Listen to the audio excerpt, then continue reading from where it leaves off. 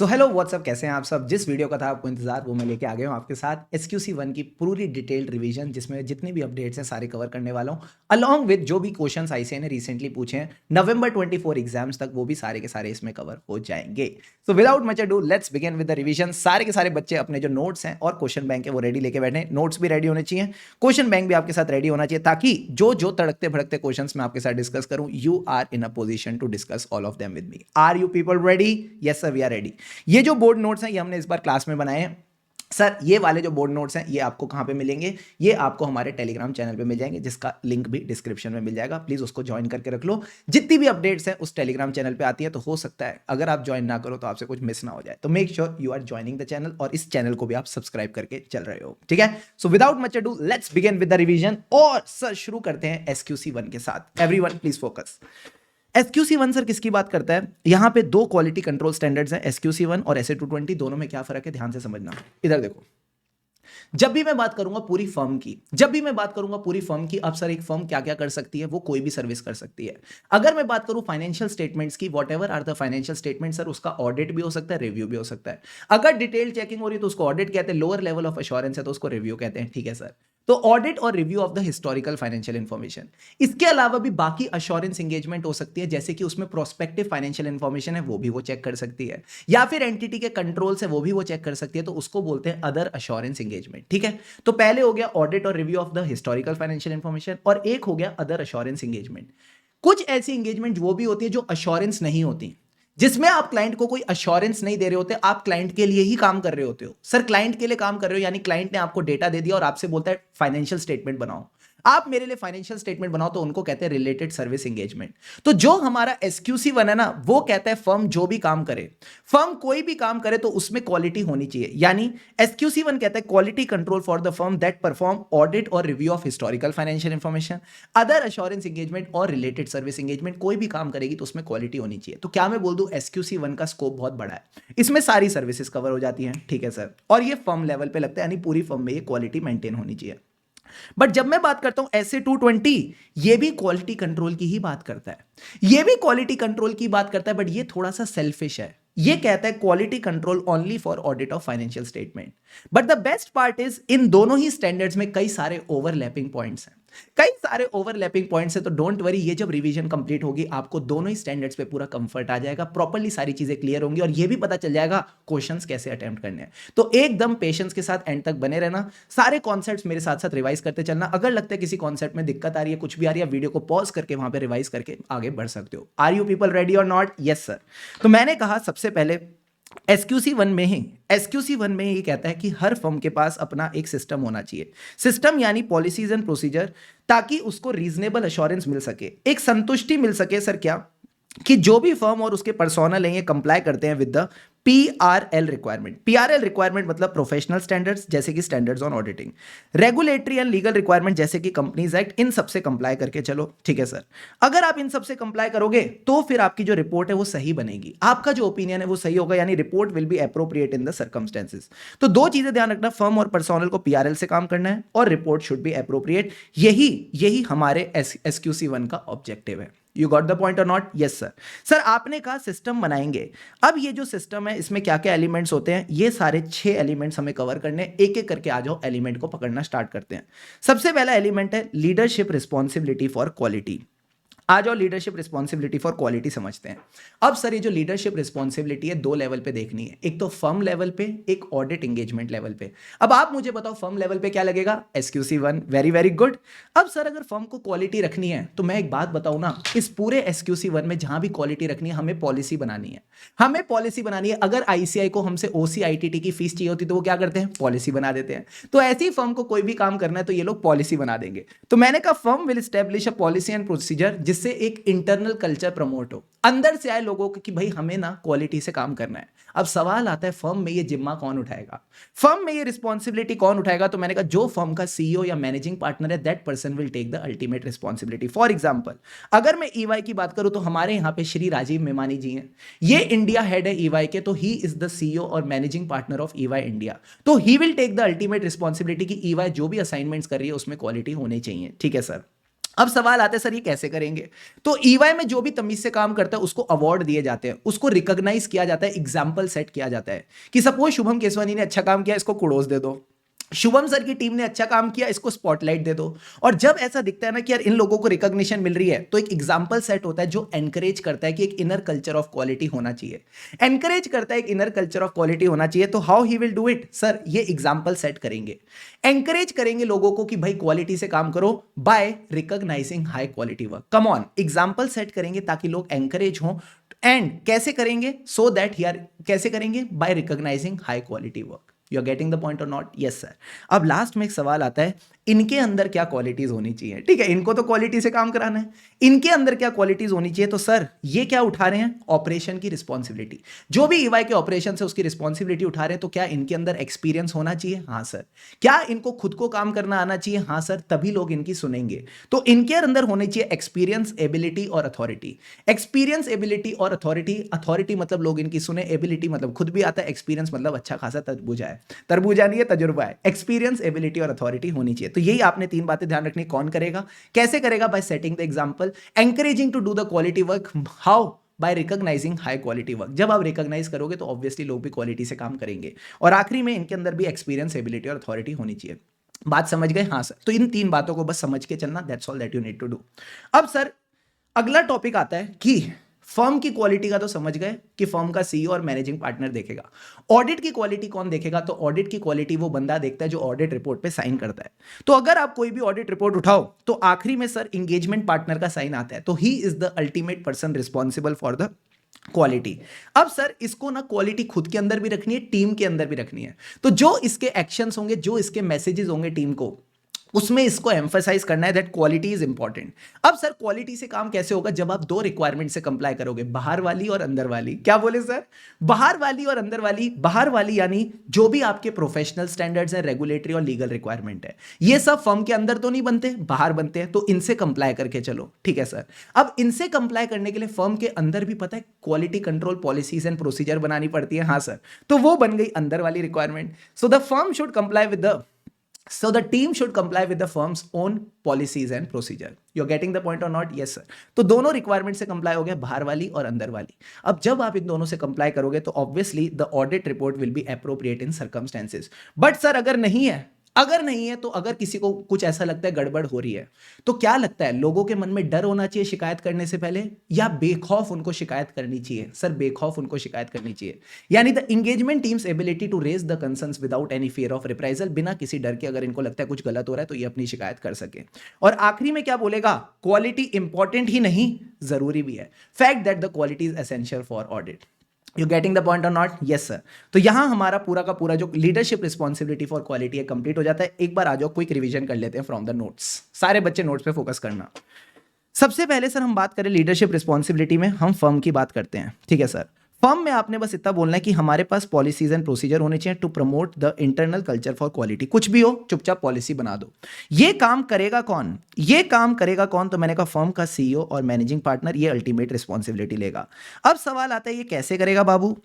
कैसे करेगा? तो he will set the example जो एंकरेज करेगा inner culture by recognising high quality audit work, ठीक है सर। अब सवाल आता है इसके अंदर क्या क्वालिटीज होनी चाहिए? इस पर्सन के अंदर क्या क्वालिटीज होनी चाहिए? तो तीन क्वालिटीज होनी चाहिए। भाई के पास एक्सपीरियंस होना चाहिए, एबिलिटी होनी चाहिए, अथॉरिटी होनी चाहिए। Easy easy sir. अब आता है ऑडिट की क्वालिटी। इसका जिम्मा उठाया एंगेजमेंट पार्टनर ने। जो इसके एक्शंस होंगे, जो मैसेजेस होंगे, वो एम्फसाइज करेंगे क्वालिटी इंपॉर्टेंट है। दो रिक्वायरमेंट से कंप्लाई करना है, बाहर वाली, अंदर वाली। दोनों से कंप्लाई करोगे तो ऑडिट रिपोर्ट एप्रोप्रिएट होगी, नहीं है तो raise the concerns without any fear of reprisal. और आखिरी में बोलना है क्वालिटी इंपॉर्टेंट ही नहीं, जरूरी भी है। क्या ये पूरा का पूरा पार्ट एकदम दिल में बैठ गया? हाँ सर, एकदम फ्लो के साथ आपने इसको अपने सीने में बिठा दिया। अब सर अगला सवाल आता है considerations to uphold the quality of the firm. यानी क्या क्या चीजें करनी पड़ेंगी ताकि आपकी फर्म पूरी क्वालिटी से काम करे। तो इस पे हमारे साथ एक बहुत बढ़िया क्वेश्चन है, सारे बच्चे फोकस करो। तो मेरे साथ आओ, आपके पास ICS study material new questions में अपने क्वेश्चन बैंक में क्वेश्चन मिलेगा एबीसी एसोसिएट्स करके। अब सर इस क्वेश्चन में क्या है, कैसे है, फोकस करना। आ गए सर। तो मैंने कहा इस क्वेश्चन में there is a ABC firm, ठीक है, जिसका मैनेजिंग पार्टनर है mister A. So who is the managing partner of the firm? Sir mister A, he is the leadership responsibility for the firm. ठीक है सर। साथ ही साथ एक कंपनी है जिसका नाम है XYZ लिमिटेड। इसका जो प्रमोटर है सर, इसका और ए का कुछ चल रहा है, इसका और ए का कुछ चल रहा है, ये दोनों क्लोज एसोसिएट्स रह चुके हैं, फैमिली फ्रेंड रह चुके हैं। तो क्या मैं बोल दूं यहां पे एथिकल रिक्वायरमेंट्स की दिक्कत है, यहां पे इंडिपेंडेंस की दिक्कत है, because sir there is a familiarity thread, there is a familiarity thread. Plus sir साथ ही साथ अगर आप देखोगे इस कंपनी को, तो ये न्यूज में रह चुकी है क्योंकि रेगुलेटरी अथॉरिटीज की इंक्वायरी चल रही है, पुराना ऑडिटर रिजाइन कर गया। तो अगर कोई कंपनी न्यूज में चल रही है, उसके खिलाफ इंक्वायरी हो रही है और पुराना ऑडिटर चला गया, तो यहां इंटीग्रिटी इश्यूज हो सकते हैं, यहां कहीं ना कहीं इंटीग्रिटी इश्यूज हो सकते हैं। बट मजे की बात है, ये लोग इस फर्म को ऑडिट करने के लिए 25% ज्यादा फीस देने को रेडी हैं, 25% ज्यादा फीस रेडी देने को रेडी है। तो do you think the audit should be accepted? क्या मैं क्वालिटी को बाजू में रखूं और पैसे को ऊपर रखूं? क्या लगता है, पैसा ऊपर रहना चाहिए या क्वालिटी ऊपर रहनी चाहिए? सर क्वालिटी हमेशा ऊपर रहनी चाहिए। Quality should always override the commercial consideration. Say with me, quality should always override the commercial consideration, यानी कमर्शियल कंसिडरेशन नीचे रहेगी, क्वालिटी ओवरराइड करेगी। अब सर इसी के ऊपर हमारे पास पूरा का पूरा कॉन्सेप्ट दे रखा है। क्या बात कर रहे हो सर? हाँ, यह कहता है कि अगर आपको क्वालिटी को अपहोल्ड करना है, अगर आपको क्वालिटी को फर्स्ट प्रायोरिटी देनी है, तो 4 चीजें आपको कंसिडर करनी पड़ेगी। सर क्या क्या? मैंने क्या कहा था, इस स्टैंडर्ड में कोई भी काम करना, चुपचाप पॉलिसी बना दो, चुपचाप पॉलिसी बना दो। तो ये पहला पॉइंट ये कहता है, create the policies and procedures to demonstrate a commitment to quality. आप दिखाओ कि आप क्वालिटी में कमिटमेंट हो। ठीक है सर।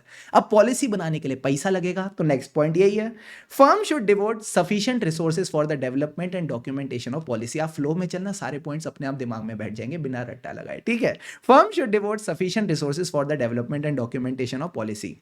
अब सर इसका जिम्मा कौन उठाएगा? पैसे लगाने हैं। इसका जिम्मा कौन उठाएगा? पैसे लगाने। तो मैंने कहा मैनेजमेंट की रिस्पॉन्सिबिलिटी है, सीईओ की रिस्पॉन्सिबिलिटी है। So firm should assign its management the responsibility that commercial consideration should not override the quality, यानी क्वालिटी ऊपर रहेगी, कमर्शियल कंसिडरेशन उसको ओवरराइड नहीं कर सकती। You are getting the point और नॉट? Yes sir. 3 पॉइंट्स दिमाग में बैठ गए। चौथा पॉइंट मैं अभी नहीं बता रहा, अगला टॉपिक पे चलो। ठीक है, बताऊंगा चौथा पॉइंट। अब सर एक बात बताओ, एक और हमारे पास टॉपिक आता है जिसका नाम है, ये पार्ट हो गया एथिकल रिक्वायरमेंट। ये कहता है हर फर्म के अंदर एथिकल रिक्वायरमेंट से कंप्लाई होना चाहिए। एथिकल रिक्वायरमेंट यानी वो 5 क्वालिटीज जो कोई भी प्रोफेशनल में होनी चाहिए। हमने प्रोफेशनल एथिक्स में पढ़ी है, confidentiality, objectivity, integrity, professional competence, due के प्रोफेशनल बिहेवियर, वही है। साथ ही साथ कहता है फर्म के अंदर एक इंडिपेंडेंस की पॉलिसी भी होनी चाहिए। अब ये इंडिपेंडेंस की पॉलिसी में क्या आएगा, कैसे आएगा, प्लीज फोकस करके चलना। ठीक है सर। मुझे एक बात बताओ, क्या फर्म के लोगों को सपना आएगा कि हमें इंडिपेंडेंस से काम करना? नहीं सर, उनको बताना पड़ेगा, उनको मेल डालनी पड़ेगी कि अपनी इंडिपेंडेंस के फॉर्म को भरो, अपनी इंडिपेंडेंस की रिक्वायरमेंट से कंप्लाई करो। तो you have to communicate the independence requirement to the personal, आपको कम्युनिकेट करनी पड़ेगी। अब इंडिपेंडेंस की पॉलिसी में 2 बातें बताओगे, थ्रेट्स और सेफगार्ड्स। थ्रेट्स और सेफगार्ड्स, थ्रेट्स का मतलब है identify and evaluate the circumstances and relationship which create threats to independence. हमने 5 थ्रेट्स पढ़े थे प्रोफेशनल एथिक्स में, रिवाइज कराओ। साफी, साफी का मतलब है self interest, self review, advocacy, familiarity, intimidation. और इन थ्रेट्स के नीचे सर्कमस्टेंसेस भी पढ़े थे, कैसे कैसे कौन से थ्रेट्स आ सकते हैं। You getting the point? हाँ सर। तो वही जो सर्कमस्टेंसेस और रिलेशनशिप्स हैं और वो जो थ्रेट्स है वो आपकी पॉलिसी का पार्ट होने चाहिए। अब सर हमने थ्रेट के बाद एक और टॉपिक पढ़ा था, सेफगार्ड। हमने कहीं ना कहीं सेफगार्ड पढ़ा था कि कहीं ना कहीं हम एडिशनल रिसोर्सेज लाएंगे, एडिशनल टाइम लेके आएंगे, उसके बाद प्रॉपर रिव्यूअर्स लेके आएंगे जो हमारे काम को रिव्यू करें। वो सब क्या थे? सेफगार्ड्स थे। तो you should take appropriate action either to eliminate the threat और to reduce the threat to an acceptable level. But अगर आप ये दोनों चीजें नहीं कर पा रहे तो चुपचाप पतली गली से निकल जाओ, यानी you should withdraw from the engagement. Got the point? Yes sir. तो फॉर एग्जांपल अगर आपके रिलेटिव ने शेयर्स खरीद लिया कंपनी के, let's say fair value 2 lakh, fair value कह रहा हूं, फेस वैल्यू 2 लाख रुपए। अब रिलेटिव को तो सिर्फ 1 लाख अलाउड है। हाँ सर। तो आपको इस केस में करेक्टिव एक्शन लेना पड़ेगा, करेक्टिव एक्शन लेना पड़ेगा, sell the shares within 60 days, ताकि आपका थ्रेट खत्म हो जाए। अब सर इसी में हमारा मिलता जुलते कुछ पॉइंट्स हैं। सर क्या? जो भी हमारी फर्म का मैकेनिज्म है, इसके अंदर एंगेजमेंट पार्टनर का काम होना चाहिए कि वो फर्म को proper information they about the client engagement. जो एंगेजमेंट पार्टनर है फर्म को proper information they about the client engagement, so that अगर किसी भी टीम मेंबर को ऐसा लगता है कि उसके केस में कोई थ्रेट प्रेजेंट है, कोई भी थ्रेट प्रेजेंट है, तो वो फर्म को कम्युनिकेट कर सके। ठीक है सर। अगर कोई भी ब्रीच ऑफ इंडिपेंडेंस हुई है, कभी कोई भी ब्रीच ऑफ इंडिपेंडेंस हुई है, मान लो आपके किसी टीम मेंबर ने क्लाइंट के शेयर्स खरीद लिए, तो इसको बताने के लिए क्या आप मुहूर्त निकलवाओगे? मैंने कहा नहीं, हाथों हाथ इसके बारे में फर्म को बताओ, प्रॉम्प्टली नोटिफाई द फर्म। ठीक है सर। अब रही बात इंडिपेंडेंस की, तो इंडिपेंडेंस की कंफर्मेशन बिग फोर्स में 2 बार होती है। जब भी आप कोई क्लाइंट पे काम शुरू कर रहे हो तो इंडिपेंडेंस कंफर्म करनी पड़ती है, और साल में एक बार आपको इंडिपेंडेंस का फॉर्म भरना होता है। तो ये कहता है at least annually firm should give a written confirmation of compliance with independence. आपके हर पर्सनल का काम बनता है कि वो रिटन कंफर्मेशन दे टू द फर्म कि हमने इंडिपेंडेंस से कंप्लाई किया। और आखिरी में कहता है लिस्टेड एंटिटीज के केस में जब भी आप ऑडिट कर रहे हो तो एंगेजमेंट पार्टनर 7 साल बाद रोटेट करेगा। तो नॉर्मली 139(2) में हम सीखते हैं कि जो भी फर्म होती है लिस्टेड करेंगी, तो उसके केस में क्या होता है, सिर्फ आप ऑडिट कर सकते हो 2 times 5 consecutive ईयर, यानी 10 साल तक। अब उस 10 साल में ध्यान रखना पार्टनर 7 साल में निकल जाना चाहिए। जो पार्टनर है वो 7 साल में रिटायर करेगा, ये बात ध्यान रखना। रिटायर नहीं करेगा, रोटेट करेगा, मतलब उसको हटा के किसी और पार्टनर को लाना है। ठीक है, ठीक है सर। तो इंडिपेंडेंस वाला बात आई होप सबको क्लियर है, इसमें कोई भी दिक्कत की बात नहीं है। अब आ जाओ सर, इस पे क्वेश्चन कर लेते हैं। फटाफट आ जाओ अपने क्वेश्चन बैंक पे। Question number 8। पूरे क्वेश्चन को पढ़ने की जरूरत नहीं, यहाँ पे गेम बस इतना है, आप एंगेजमेंट पार्टनर पहली बार बन रहे हो और आप देखते हो कि कोई भी पॉलिसीज एंड प्रोसीजर नहीं है इन द डॉक्यूमेंटेड फॉर्म, किसको लेके, of the independence, about the compliance with independence. तो ये देखना चाहते हैं कि why do you think firm should have policies and procedure to ensure independence. ठीक है, एंड कैसे आप इंश्योर करोगे independence, give the reference of relevant standards. तो कुछ नहीं करना, SQC1 और SA220 का रेफरेंस देना और इंडिपेंडेंस की पॉलिसी के बारे में बताना है। तो आपने बोलना है हमारे पास पॉलिसी एंड प्रोसीजर होने चाहिए to get a reasonable assurance कि जो भी पर्सनल और बाकी लोग हैं वो इंडिपेंडेंस की रिक्वायरमेंट से कंप्लाई कर रहे हैं। तो ये वाई का आंसर आ गया। ठीक है सर। अब पॉलिसीज एंड प्रोसीजर में कुछ नहीं करना, सपना नहीं आएगा, कम्युनिकेट करो। Communicate the independence requirement to the personal and others subject to them. Others मतलब अगर आपने टैक्स लिटिगेशन के किसी एक्सपर्ट की मदद ली है तो वो भी इंडिपेंडेंट होना चाहिए। ठीक है सर। इसके बाद आपने बात करनी है थ्रेट्स और सेफगार्ड की। थ्रेट्स मतलब सर्कमस्टेंसेस और relationship which made create threat. Safeguard मतलब actions to eliminate the threat, reduce the threat, और इसके अलावा क्या था, विड्रॉ। अब सर यही सेम टू सेम चीज SA220 में दे रखी है। क्या बात कर रहे हो सर? हाँ, circumstances and relationship which create threat, breaches which create threat, actions to eliminate the threat, reduce them by applying the safeguard और withdraw। तो मैंने कहा कुछ नहीं करना, सेम चीज को 2 बार चेप देना, एक बार SQC1 के नाम से, एक बार SA220 के नाम से, और सीधा सीधा बोलना सर अगर आपको लगता है कोई मैटर आप रिजॉल्व वगैरह नहीं कर पा रहे, कोई ब्रीच है, तो वो प्रॉम्प्टली इन्फॉर्म करनी है। बाकी इसमें कुछ भी नहीं है। क्या ये पूरा कॉन्सेप्ट क्लियर है? हाँ सर, ये पूरा का पूरा कॉन्सेप्ट हम सबको क्लियर है। ठीक है, तो ये इंडिपेंडेंस की पॉलिसी हो गई। अब आता है सर हम सबका favourite topic, acceptance and continuance of client relationship and engagement.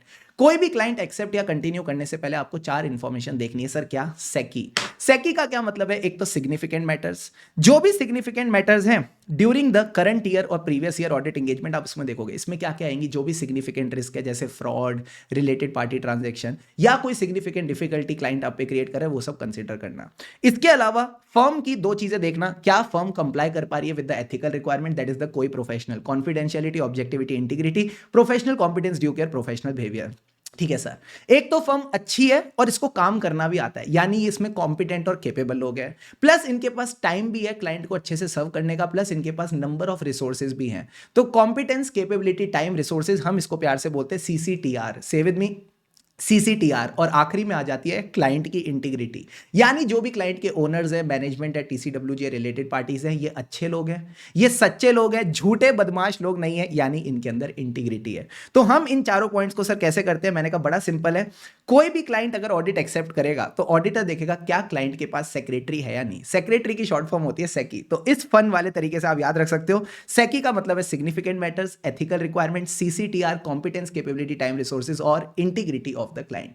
अब सर एक बात बताओ, क्लाइंट को एक्सेप्ट करते वक्त मुझे कुछ इश्यूज मिल रहे थे, उन इश्यूज के होते हुए भी मैंने क्लाइंट को एक्सेप्ट और कंटिन्यू किया, तो ऐसे केस में आपको डॉक्यूमेंट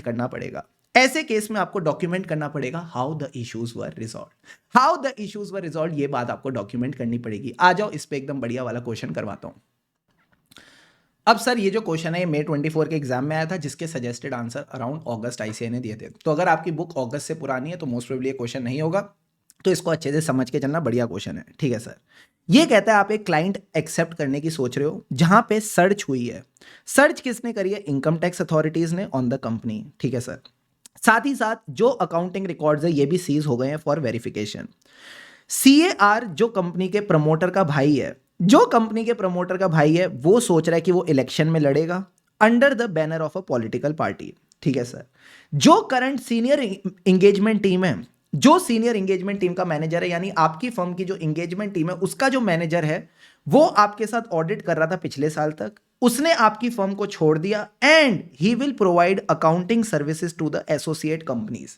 ये क्या हुआ सर, हमारी टीम का एक सीनियर मेंबर चला गया और वो क्लाइंट का पार्ट बन गया और वो क्लाइंट की किसी एसोसिएट कंपनी को अकाउंटिंग सर्विसेज देगा। ओ माय गॉड, अब सर आपका सीनियर मेंबर चला गया तो आपके पास रिसोर्सेज की कमी हो गई। तो ये कहता है firm is yet to recruit another senior manager having adequate experience in the audit of client in automotive sector. तो मुझे बताओ क्या क्या दिक्कतें हैं, मुझे बताओ क्या क्या दिक्कतें हैं सर। बहुत सारी दिक्कतें, इनकम टैक्स की सर्च चल रही है, अकाउंटिंग रिकॉर्ड सीज हो गए हैं, क्लाइंट का कोई भाई वगैरह, प्रमोटर का भाई वगैरह पॉलिटिक्स ज्वाइन कर रहा है, इलेक्शंस लड़ रहा है, यहां पे भी और गड़बड़े होती हैं। आपका सीनियर मैनेजर जो था वो क्लाइंट्स की अकाउंटिंग टीम का पार्ट बन गया, पता नहीं क्या ही चल रहा है, और अब आपके पास एक टीम मेंबर की कमी भी है। ये कहता है elaborate the matters to be considered by the firm with respect to acceptance and continuance of client relationships considering the above issues. तो सिर्फ आपको ये 3-4 पॉइंट्स नहीं लिखने की, आप बात करो integrity, CCTR, ethical requirement, significant matters, बस इतना लिखना काफी नहीं है, आपको चीजों को थोड़ा इलेबोरेट करना पड़ेगा। तो पहले तो 4 बातें आ जाएंगी, significant matters, ethical requirement, CCTR, competence, capability, time, resources और इंटीग्रिटी। ये 4 बातें आपने लिख दी, हाँ ये सिग्निफिकेंट मैटर खा गए, कोई बात नहीं। फिर आप बोलोगे जब भी कुछ इश्यूज मिलते हैं उसके बाद भी अगर आप क्लाइंट एक्सेप्ट कर लो तो आप डॉक्यूमेंट करोगे कैसे इश्यूज को रिजॉल्व किया। क्या ये बेसिक पॉइंट सबको क्लियर है? हाँ सर। अभी इस पैराग्राफ को छोड़ दो, अब आ जाओ कैसे चीजों को रिलेट करके चलना है। तो ये कहता है आप हमेशा फर्म की पॉलिसीज फॉलो करो जिसमें आप चेक करोगे इंटीग्रिटी, सीसीटीआर, एथिकल रिस्पॉन्सिबिलिटी और वो सब 3-4 चीजें आप बताओगे, ठीक है सर। फिर आप बोलो सर क्या यहां पे कहीं ना कहीं फंडिंग हो रही है टू द पॉलिटिकल पार्टीज, तो इसकी रिस्क देख लेना, ठीक है सर, ये हमने क्वेश्चन से उठा लिया। इसके अलावा जब आपका खुद का सीनियर मैनेजर जाके अकाउंटिंग सर्विसेज देगा तो आपको ऐसा नहीं लगता कि आपकी एथिकल रिक्वायरमेंट्स पे दिक्कत आएगी? सर कैसे? एथिकल रिक्वायरमेंट क्या होती है? कोई professional, confidentiality, objectivity, integrity, professional competence, due care, professional behaviour. Confidentiality का तो चलो इशू नहीं है, अगर वो हमको बातें नहीं बताता तो कॉन्फिडेंशियलिटी नहीं आएगी, बट क्या ऑब्जेक्टिविटी पे दिक्कत आएगी? डू यू थिंक जब आप अपने ही पुराने टीम मेंबर का काम चेक करोगे, क्योंकि अब तो वो अकाउंटिंग दे रहा है वहां पे, आप उसका काम चेक करोगे तो आपकी ऑब्जेक्टिविटी पे दिक्कत आएगी? हाँ सर, हमारी कहीं ना कहीं ऑब्जेक्टिविटी पे दिक्कत आएगी। तो it can impact the ethical और इंडिपेंडेंस रिक्वायरमेंट। ये कह रहे हैं इंडिपेंडेंस और ऑब्जेक्टिविटी पे दिक्कत आएगी, तो ये आपकी एथिकल रिक्वायरमेंट्स को इफेक्ट कर सकता है। तो ये आपका एक पॉइंट हो गया एथिकल रिक्वायरमेंट वाला, ठीक है सर। इसके अलावा ये कह रहा है कि भाई एक बात बताओ, क्लाइंट में इनकम टैक्स की सर्च हो रही है, क्लाइंट में इनकम टैक्स की सर्च हो रही है, इनकम टैक्स की रेड हो रही है, तो पक्का इन्होंने टैक्स की चोरी करी होगी और इसकी वजह से कोई ना कोई प्रोविजन या कंटिजेंट लायबिलिटी रह गया होगा। तो अगर प्रोविजन और कंटिजेंट लायबिलिटी रह गया टैक्स डिस्प्यूट्स की वजह से, so this can lead to a risk of material misstatement. Apart from this, आपका सीनियर मैनेजर क्योंकि चला गया तो अब आपके पास कमी है of necessary competence and capability. Competence और कैपेबिलिटी की कमी है, तो इसको भी कंसीडर करना before you are accepting with the client. तो मेक श्योर आप कहीं ना कहीं किसी को रिक्रूट कर लो, कहीं ना कहीं किसी को रिक्रूट कर लो, या फिर आपके पास सफिशिएंट टाइम है to give to the client. तो कुछ नहीं करना, जो आपके पॉइंट है ना इंटीग्रिटी वाला, इंटीग्रिटी को किससे जोड़ा? Political party, income tax search. Competence, capability, time और रिसोर्सेज को किससे जोड़ा? कि आपका टीम मेंबर अब क्लाइंट का पार्ट बन गया। एथिकल रिक्वायरमेंट को किससे जोड़ा? सर एथिकल रिक्वायरमेंट को इससे जोड़ा कि अब हमारा टीम मेंबर क्योंकि क्लाइंट का पार्ट बन गया है, तो ऑब्जेक्टिविटी की दिक्कत आएगी, इंडिपेंडेंस की दिक्कत आएगी, तो ये कर लेंगे। क्या इतना अपन मैनेज कर सकते हैं? Answer is yes. अब इसके अलावा कुछ कुछ चीज़ें इन्होंने अपने हिसाब से डाल दी हैं, तो उसकी आपको टेंशन नहीं लेनी, वो normally case study based question में हो सकता है। फॉर एग्जांपल ऐसे 220 में इन्होंने कहा इंडिपेंडेंस रिक्वायरमेंट में आप देखो circumstances and relationship which create threat. अब जिस बच्चे को ये चीज़ क्लिक कर जाएगी वो लिखाएगा, नहीं भी लिखोगे तो कोई दिक्कत नहीं है। एसक्यूसी 1 में कम से कम 15 से 20 क्वेश्चन है और उसमें सिर्फ एक ही क्वेश्चन है जो थोड़ा इस तरह का इनडायरेक्ट है, ठीक है सर। अपार्ट फ्रॉम दिस मुझे लगता है मोटा माटी अगर आप क्वेश्चन से थोड़ा बहुत भी रिलेट करोगे आपका काम हो जाएगा। क्लियर है बॉस? क्लियर है सर। अब सर एक बात बताओ, आपने हमें इस कंसीडरेशन में कहा था टू अपहोल्ड द क्वालिटी, 4 बातें होंगी। सबसे पहले क्वालिटी अपहोल्ड करने के लिए पॉलिसी एंड प्रोसीजर बनाओ, फिर इसके लिए पैसा लगेगा, यानी firm should devote sufficient resources, और ये पैसा कौन डिवोट करेगा, किसकी रिस्पॉन्सिबिलिटी है? मैनेजमेंट की रिस्पॉन्सिबिलिटी है। That commercial considerations don't override the quality. अब सर लास्ट पॉइंट क्या था?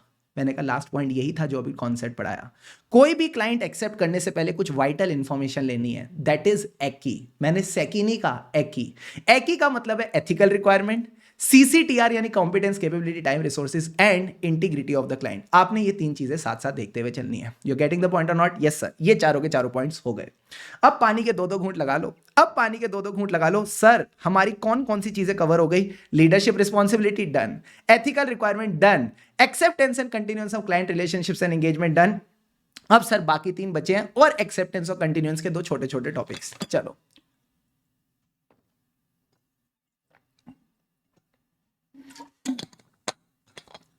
All set? Yes sir. अब एक्सेप्टेंस और कंटिन्यूएंस में ही एक छोटा सा टॉपिक आ जाता है कि आप क्लाइंट की इंटीग्रिटी कैसे देखोगे। तो इंटीग्रिटी में कुछ मैटर्स हैं, सारे कंसीडर करने होते हैं। आके एक एक करके मैटर समझते हैं। सबसे पहले कहता है हमें रेप्यूटेशन देखनी of the clients, owners, management and TCWG। तो अगर क्लाइंट की रेप्यूटेशन ऐसी है जैसे विजय माल्या, जो यहाँ पे देश को लूट के बाहर जाके मजे मारते हैं, डू यू थिंक आप विजय माल्या की कंपनी के लिए काम करोगे? नहीं का नहीं, इसके अंदर इंटीग्रिटी नहीं है, इसके अंदर इंटीग्रिटी नहीं है सर। झूठा इंसान है, झूठा मक्कार इंसान है, इसके लिए काम नहीं करेंगे। ठीक है सर।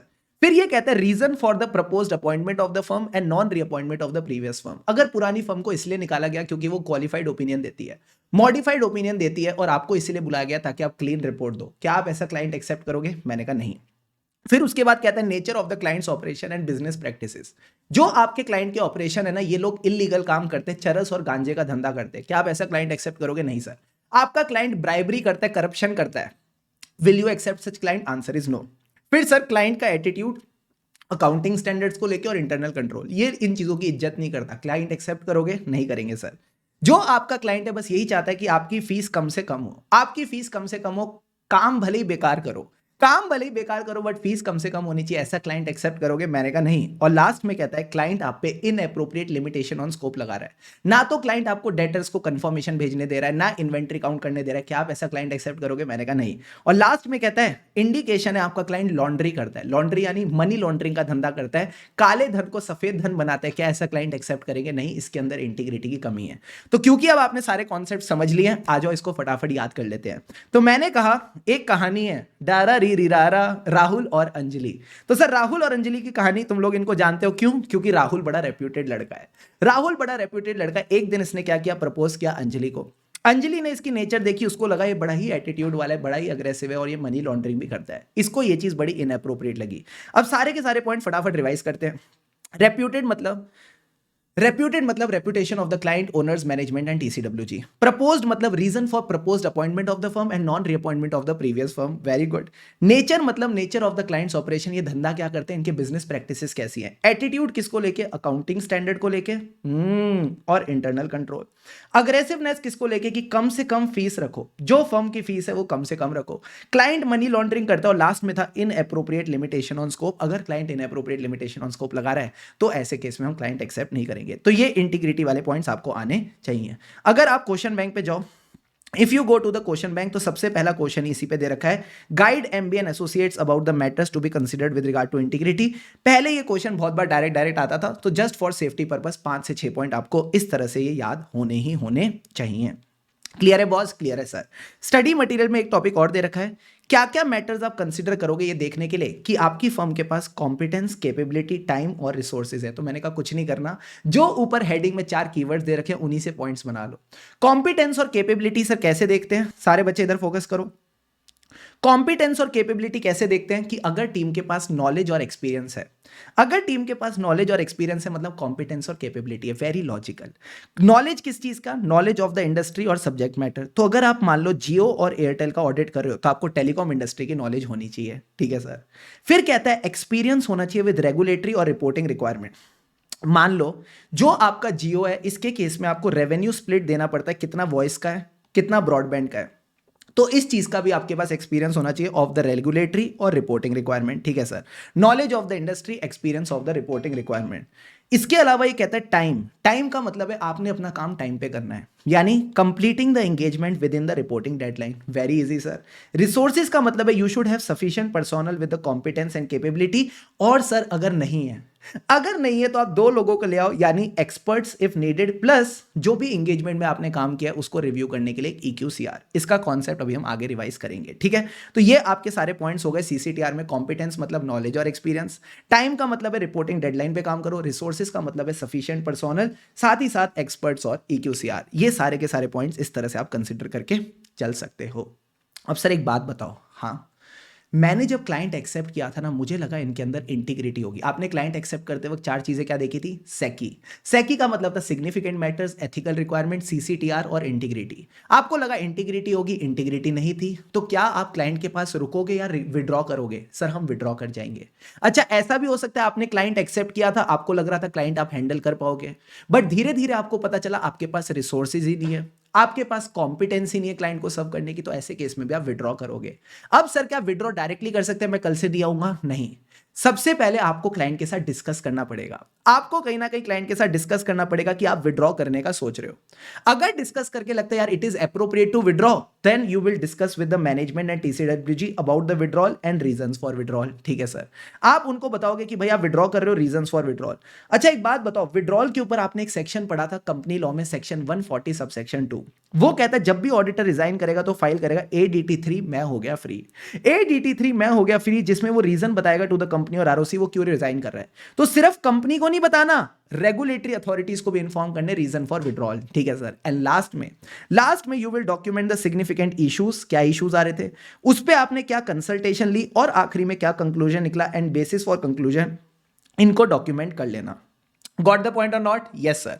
अब इन्हीं चारों पॉइंट्स को एक बार फन तरीके से देखते हैं कैसे। कभी भी किसी का मतलब मान लो लड़का और लड़की है, लड़का है और लड़की है, और मान लो जो भी दोनों है ना, इन दोनों की बन नहीं रही। अब मान लो लड़के ने डिसाइड किया यार अब मुझे ना हम दोनों को साथ नहीं रहना चाहिए, लड़की ने मान लो बहुत परेशान कर दिया लड़के को। ठीक है, अब लड़कियां कह रही हैं सर ऐसा क्यों कर रहे हो, और ठीक है ना तुम अपने हिसाब से सुन लो। तो लड़के ने मान लो लगता है कि यार लड़की ने बहुत परेशान कर रखा है, तो मुझे एक बात बताओ, वो डायरेक्टली ब्रेकअप करेगा क्या? नहीं सर, पहले सामने वाले को वार्निंग देगा कि सुधर जाओ वरना मैं ब्रेकअप कर लूंगा। तो यहां भी तो यही हो रहा है, यहां भी यही हो रहा है सर। क्या सबसे पहले आप वार्निंग दे रहे हो, discussing the action that the firm might take. सामने वाला फिर भी नहीं सुधरता तो फिर आप विड्रॉ करो और उसको रीजन बता देना ताकि अगले वाले के लिए वो सुधर जाए। ठीक है सर। अच्छा, ब्रेकअप करने से पहले आप डायरेक्टली ब्रेकअप नहीं करते, आप अपने दोस्तों के साथ डिस्कस करते हो इश्यूज, उनसे कंसल्टेशन लेते हो, कोई इशू आता है तो उसमें आप कंसल्टेशन लेते हो, फिर आप कंक्लूड करते हो कि मुझे रुकना है या नहीं रुकना। तो तीनों चीजें ना रियल लाइफ में चाहे ऑडिट में साथ साथ चलती है। तो यही पॉइंट ध्यान रखना, पहले डिस्कस करेंगे, फिर विड्रॉ करेंगे और उसके रीजंस क्लाइंट को भी बताएंगे, रेगुलेटरी अथॉरिटी को भी बताएंगे, और आखिरी में डॉक्यूमेंट करेंगे इश्यूज, इश्यूज पे कंसल्टेशन, कंसल्टेशन पे conclusion and the basis for conclusion. Easy peasy easy peasy. इसका भी क्वेश्चन कर लेते हैं, आ जाओ। चलो जी, this is your question number 6, APN associates. तो ये कहता है एक क्लाइंट है जो ई-कॉमर्स इंडस्ट्री में है। ठीक है सर। फर्म को लगता है कि भाई उसके पास it does not have the expertise and infrastructure to carry out the audit. क्या मैं बोल दूं इसके पास CCTR नहीं है, competence, capability, time, resources? Yes sir. तो ये विश करती है टू विड्रॉ, तो discuss the issues that need to be addressed before withdrawing. तो सबसे पहले हमारे पास SQC1 लगेगा। SQC1 यानी यहाँ पे आपकी पॉलिसी है, यहाँ पे आपकी पॉलिसी आपको विड्रॉ करना है। अगर आप चाहो तो साथ में ऐसे 220 भी लिख दो, कोई दिक्कत की बात नहीं, बट दोनों लिखना। ठीक है सर। ये कहते हैं पॉलिसीज एंड प्रोसीजर होने चाहिए फॉर एक्सेप्टेंस एंड कंटिन्यूएंस, और अगर आपको लगता है कि भाई देयर इज सम इशू तो यू शुड विड्रॉ। तो ये कहता है design to provide with reasonable assurance कि जो भी ये एंगेजमेंट करेगा तभी करेगा जब ये कॉम्पिटेंस है, कैपेबिलिटीज है, टाइम और रिसोर्सेज है। फिर आपने फैक्ट्स ऑफ द केस लिखे और उसके बाद जो पॉलिसीज मैंने आपको पढ़ाई वही की वही लिखनी है। चारों की चारों पॉलिसीज एज इट इज आ जाएंगी और बोलेगा he should address the above issues before deciding to withdraw. Clear है बॉस? क्लियर है सर। अब सर इसके बाद आता है हमारा favourite topic, human resources. Human resources में कुछ नहीं है, हमारे पास जो ह्यूमन रिसोर्सेज है ये सफिशिएंट और एप्रोप्रिएट होने चाहिए। एप्रोप्रिएट का मतलब कॉम्पिटेंस, कैपेबिलिटी, टाइम, रिसोर्सेज नहीं, सलमान भाई का कमिटमेंट। कमिटमेंट होना चाहिए कि हम जो काम करेंगे एथिकली करेंगे, सो दैट उससे क्या होगा, जो भी काम होगा as per the PRL requirements होगा, professional standards, regulatory, legal requirement, और रिपोर्ट विल बी एप्रोप्रिएट। अब सर ये पॉलिसीज किसकी बात करेंगी? स्टाफिंग का प्रोसेस। पहले रिक्रूट करके लाओ, सामने वाले को ट्रेन करो, परफॉर्मेंस इवेलुएट करो, अगर परफॉर्मेंस अच्छी तो फिर हम कंपेंसेशन और प्रमोशन देंगे। कंपेंसेशन और प्रमोशन यानी करियर डेवलपमेंट। तो एकदम फ्लो में चलना, कुछ भी खास मसाला नहीं है। इसके बाद ये सर एक छोटी सी बात और कहता है, इसको रीड करके चलो। Firm should establish the policies and procedure. क्या कि जो भी इंगेजमेंट पार्टनर की आइडेंटिटी है, जो भी इसका रोल है, that should be communicated to the client. जो भी की मेंबर्स है क्लाइंट के, मैनेजमेंट के और TCWG के, इनको बताओ इंगेजमेंट पार्टनर कौन है। ठीक है सर। प्लस इंगेजमेंट पार्टनर एम ही बंदा नहीं होना चाहिए, इसके पास भी कॉम्पिटेंस, कैपेबिलिटी होनी चाहिए, अथॉरिटी होनी चाहिए ताकि लोग इसकी सुने, और टाइम होना चाहिए काम को तमीज से करने के लिए।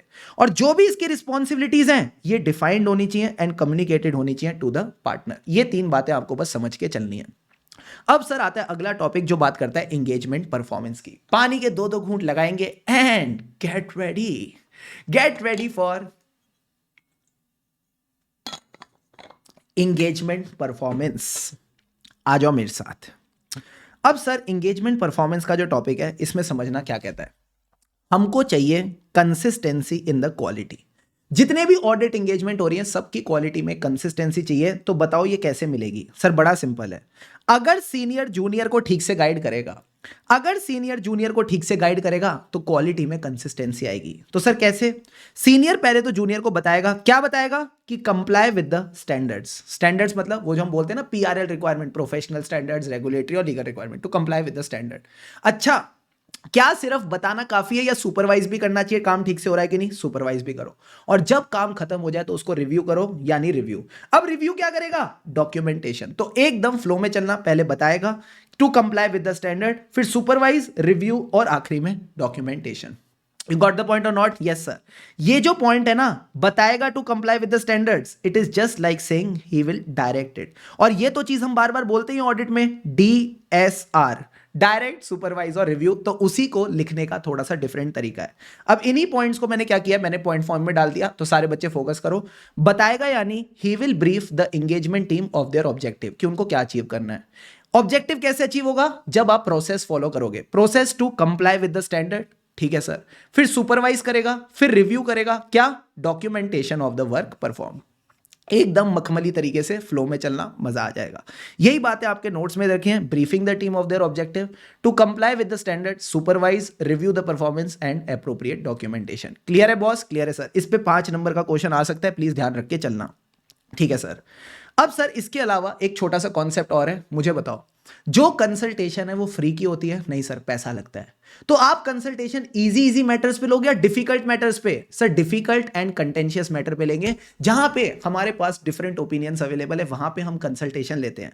तो जो भी कंसल्टेशन होती है वो कौन से मैटर्स पे ली जाती है? डिफिकल्ट और कंटेंशियस मैटर्स पे। किससे लेंगे? कोई भी इंडिविजुअल जिसके पास एक्सपर्टीज है विद इन द फर्म और आउटसाइड द फर्म। अब एंगेजमेंट परफॉर्मेंस कैसे होती है, सारे बच्चे ध्यान से समझना। सबसे पहले इसकी रिस्पॉन्सिबिलिटी किसकी है? एंगेजमेंट पार्टनर, क्योंकि वही साइन करेगा, ठीक है सर। बट इसका काम है लोगों से काम करवाना, इसका काम है लोगों से काम कराना, यानी एंगेजमेंट टीम। अब एंगेजमेंट टीम में कोई डायरेक्टर हो सकता है, मैनेजर हो सकता है, एग्जीक्यूटिव हो सकता है, आर्टिकल 1, आर्टिकल 2 और आर्टिकल 3। तो सबसे पहले तो इनको डायरेक्ट करेगा, ठीक से काम करो, फिर सुपरवाइज करेगा, ठीक से काम कर रहे हैं कि नहीं, और आखिरी में रिव्यू। सो DSR। अब सर रिव्यू क्या करेगा? इनकी ऑडिट डॉक्यूमेंटेशन। डॉक्यूमेंटेशन में 3 चीजें डॉक्यूमेंट होती है, प्रोसीजर्स, एविडेंस, कंक्लूजन, जो हमारी ऑडिट की साइकिल भी होती है। पहले प्रोसीजर परफॉर्म करेंगे, फिर एविडेंस, फिर कंक्लूजन, और आखिरी में जहां जरूरत पड़ी for difficult and contentious matter, क्या इन्होंने कंसल्टेशन ली। तो इन पॉइंट्स को एक बार बस रीड करके चलना, सारे बच्चे एक बार मेरे साथ फटाफट रीड करो। एंगेजमेंट पार्टनर की रिस्पॉन्सिबिलिटी है for DS&R, direction, supervision and review of audit documentation. Documentation में क्या होगा? सफिशिएंट एंड एप्रोप्रिएट एविडेंस मिल गया, कंक्लूजन रीच कर लिया बिफोर द ऑडिट रिपोर्ट, ठीक है सर।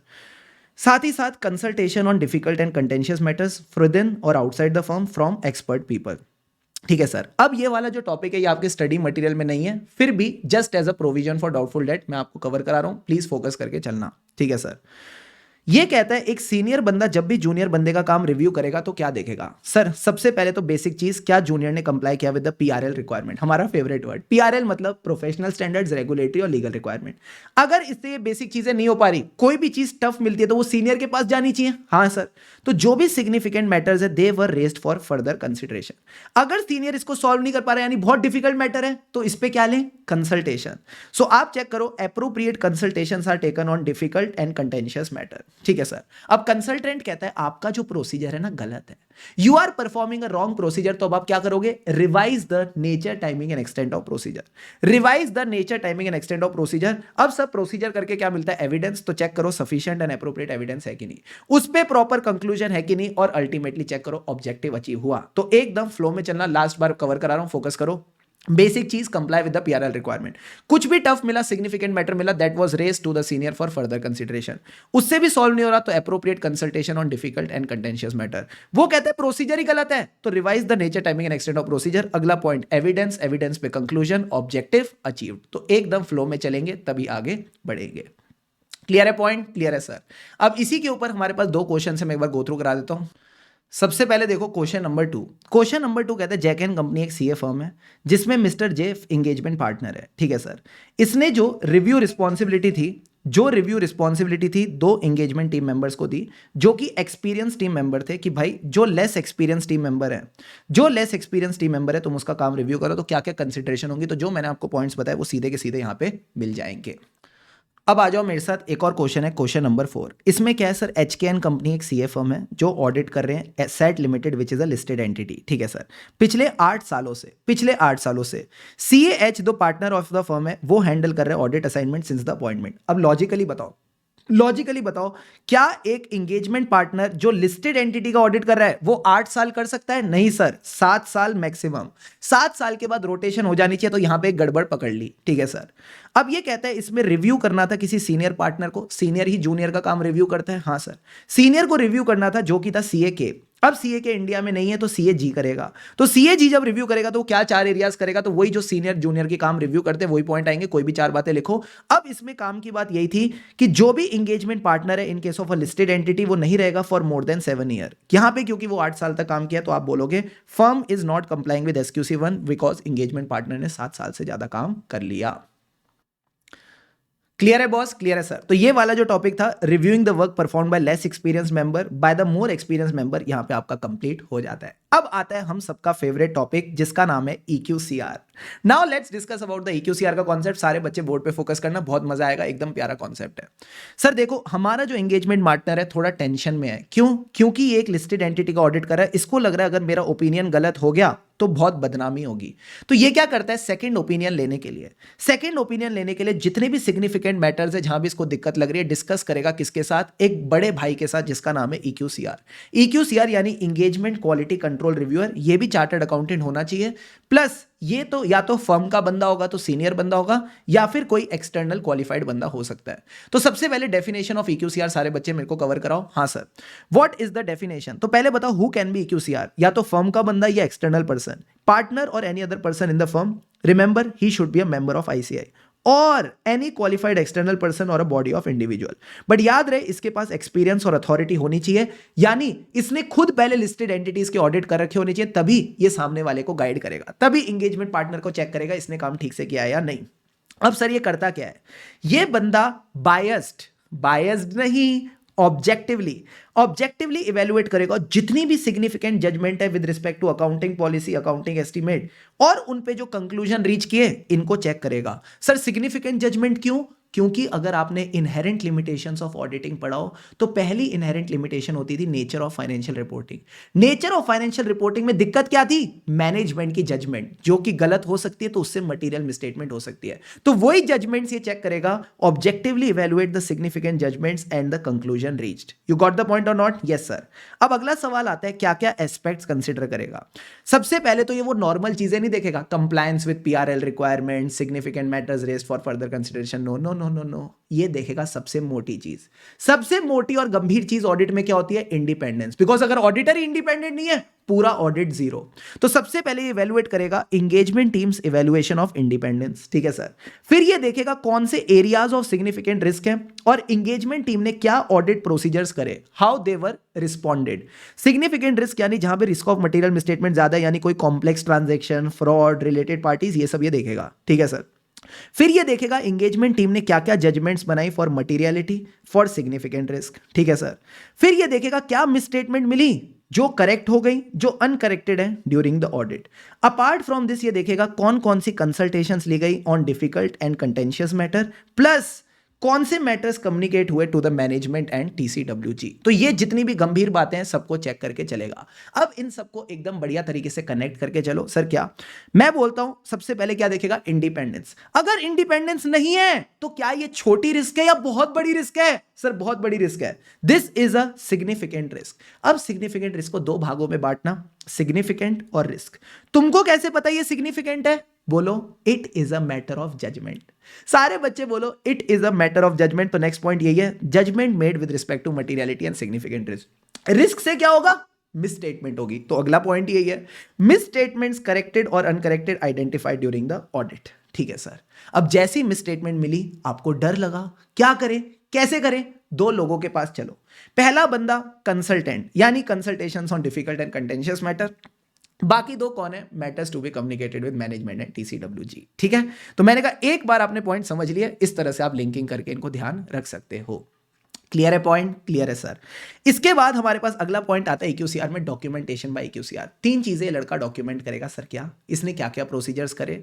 ये प्रोसीजर्स इसने टाइम पे करे, यानी it was completed on time. And last में डॉक्यूमेंट करेगा he is not aware of any unresolved matter to believe that the significant judgments and conclusions are not appropriate। तो अगर not मिल गए यानी significant judgments and conclusions are appropriate। Sir एक बात बताओ, ये significant judgments और conclusion पे क्यों ओपिनियन दे रहा है, किसी और चीज पे क्यों नहीं दे रहा? अरे बाबू, जब ये आया था तो इसने ऑब्जेक्टिवली क्या इवेल्युएट किया था? Significant judgement and conclusion. तो इसी पे ओपिनियन देगा ना यार, तो इसी पे ओपिनियन देगा ना मेरे भाई। तो he will give the opinion last में इन द डॉक्यूमेंटेशन कि मुझे ऐसा कुछ नहीं पता कि सिग्निफिकेंट जजमेंट्स और कंक्लूजन सही नहीं है, यानी वो सही है, यानी they are right, then means significant judgements and conclusions are appropriate. You got the point और नॉट? Yes sir. अब लास्ट में दो पॉइंट्स और कंसीडर कर लेना सर। क्या? Who is responsible to get the EQCR done? ये एंगेजमेंट पार्टनर की रिस्पॉन्सिबिलिटी है। जब भी कोई लिस्टेड एंटिटी है या बाकी जहां भी फर्म का मन करता है वहां पे EQCR आएगा, फिर ये EQCR से डिस्कस करेगा, नॉर्मल मैटर्स नहीं, सिग्निफिकेंट मैटर्स, और आखिरी में मेक श्योर करेगा जब तक EQCR ना हो जाए ये ऑडिट रिपोर्ट को साइन नहीं कर सकता। Not date the audit report until the completion of EQCR। ठीक है सर। फिर सर अगर इन दोनों के बीच में डिफरेंस ऑफ ओपिनियन है तो फर्म की पॉलिसीज एंड प्रोसीजर है, मतलब जब भी इन दोनों में डिफरेंस ऑफ ओपिनियन होगा, एंगेजमेंट पार्टनर कुछ कह रहा है, EQCR कुछ कह रहा है, इन दोनों की बन नहीं रही, तो किसी तीसरे से पूछ लो। तीसरे से पूछ लो यानी you can consult another practitioner, another firm और प्रोफेशनल और regulatory body like ICAI। Last में एक छोटा सा टॉपिक और आता है EQCR का सर। क्या? इसकी ऑब्जेक्टिविटी कैसे इंश्योर करें? तो सबसे पहले दो स्टेजेस में ऑब्जेक्टिविटी होनी चाहिए, अपॉइंटमेंट में और काम करते वक्त। अपॉइंटमेंट में इसको अपॉइंट करेगा कोई भी, बट एंगेजमेंट पार्टनर नहीं करेगा। सर एंगेजमेंट पार्टनर क्यों नहीं करेगा? It is just like a CA student appointing his own checker.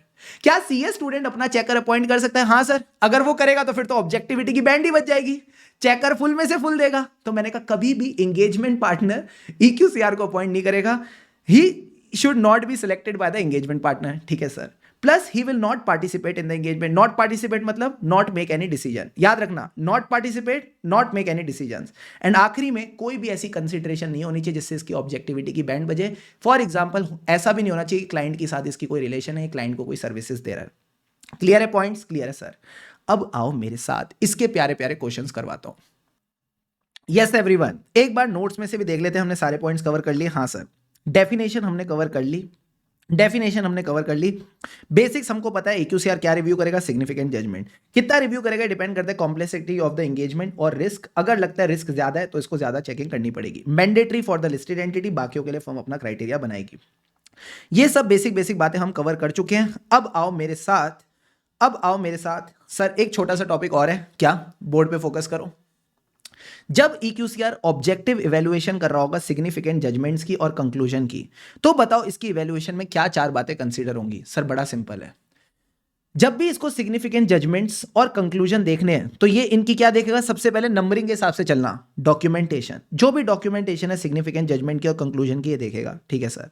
अब इसी से मिलता जुलता एक और चीज क्या है? सिग्निफिकेंट मैटर्स, इनको डिस्कस कर लेगा। तो पहले डॉक्यूमेंटेशन देख ली, फिर डिस्कशन कर ली, फिर लास्ट में जो बेसिक चीज है फाइनेंशियल स्टेटमेंट और ऑडिट रिपोर्ट ये देख लेगा, और आखिरी में बस ऑडिट रिपोर्ट देखते वक्त क्या देखेगा कि जो कंक्लूजन है ये एप्रोप्रिएट है या नहीं। तो एकदम प्रॉपर नंबरिंग के साथ चलना। सबसे पहले डॉक्यूमेंटेशन, डिस्कशन के बाद फाइनेंशियल स्टेटमेंट और ऑडिट रिपोर्ट, और ऑडिट रिपोर्ट में क्या देखेगा? जो कंक्लूजन्स इन्होंने रीच करे, जो ऑडिट रिपोर्ट है वो एप्रोप्रिएट है या नहीं। ऑब्जेक्टिविटी वाली बात मैंने आपको बता दी। अच्छा एक बात बताओ, क्या एंगेजमेंट पार्टनर EQCR को कंसल्ट कर सकता है? आंसर इज यस, बट इसमें आपको एक डिप्लोमेटिक आंसर देना है। इस तरह से कंसल्ट करना कि उसकी ऑब्जेक्टिविटी कॉम्प्रोमाइज ना हो। दोनों में डिफरेंस ऑफ ओपिनियन होगा तो पॉलिसीज एंड प्रोसीजर फॉलो करो, सिंपल आंसर। यानी आप किसी तीसरे से कंसल्ट करो, यानी अनदर प्रैक्टिशनर, फर्म और प्रोफेशनल और रेगुलेटरी बॉडी। अब सर इसके क्या क्या क्वेश्चन है? सारे बच्चे क्वेश्चन बैंक पे आओ। सबसे पहले देखो क्वेश्चन नंबर 5। क्वेश्चन नंबर 5 क्या कहता है? हम एक लिस्टेड एंटिटी का ऑडिट कर रहे हैं जिसमें CAP एंगेजमेंट पार्टनर है। यहां पे CAR को बोला गया EQCR करो, एंड पार्टनर को लगता है उसकी जो रिस्पॉन्सिबिलिटी है वो कम हो जाएगी आफ्टर द EQCR। क्या लगता है पार्टनर का कंटेंशन ठीक है? मैंने कहा नहीं, पार्टनर की जो रिस्पॉन्सिबिलिटी है वही रहेगी, EQCR करने से उसकी रिस्पॉन्सिबिलिटी कम नहीं होती। अगला टॉपिक कहता है what are the aspects to be considered by EQCR। तो एस्पेक्ट्स वाला पॉइंट एकदम डायरेक्ट है, एक बार लास्ट बार मैं आपको यहां से रिवाइज भी करा देता हूं। सबसे पहले सबसे मोटी चीज इंडिपेंडेंस, अगर नहीं है तो सिग्निफिकेंट रिस्क। इसको दो भागों में बांटा। सिग्निफिकेंट कैसे पता चलता है? On the matter of judgement. Risk से क्या निकला सर? रिस्क से निकली misstatement, corrected uncorrected.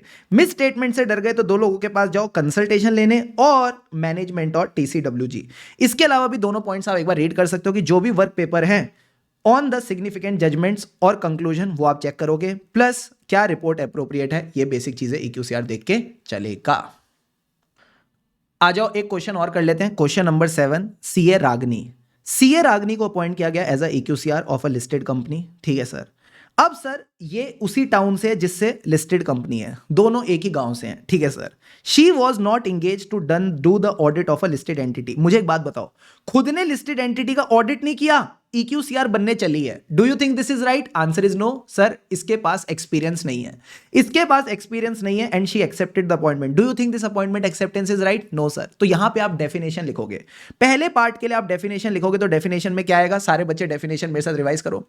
EQCR कौन बन सकता है सर? या तो फर्म का बंदा, पार्टनर और other person in the firm who is a member of ICI, और या फिर ये बाहर का बंदा, क्वालिफाइड एक्सटर्नल पर्सन, और हम टीम ऑफ इंडिविजुअल।